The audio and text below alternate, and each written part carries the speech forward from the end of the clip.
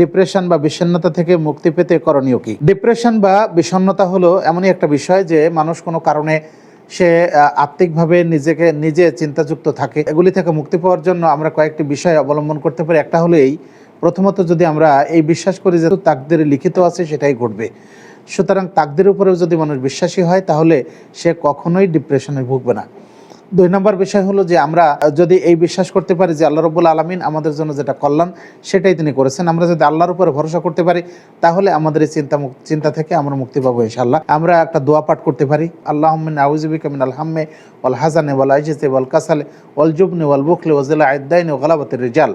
এটা যদি আমরা বেশি বেশি করে পাঠ করি সকালে সন্ধ্যায় বিশেষ করে, তাহলে যে কোনো ধরনের চিন্তা থেকে আমরা মুক্তি পেয়ে যাব।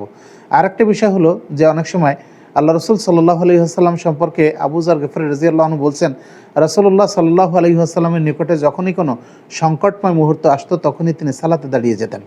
সুতরাং আমরা কোনো চিন্তান্বিত হলে বা কোনো বিষয়ে বিষণ্ণ হলে সেক্ষেত্রে আমরা 2 রাকাত সালাত আদায় করতে পারি এবং আল্লাহ রাব্বুল আলামিনের কাছে আমাদের মনোবাসনা, আমাদের চাহিদা, আমাদের যেগুলি চাওয়া পাওয়া সেগুলি আমরা আল্লাহর কাছে ব্যক্ত করতে পারি। তাহলে দেখা যাবে যে বিষণ্ণতা, এই চিন্তা, এই পেরেশানি এগুলি দূর হয়ে যাবে ইনশাআল্লাহ।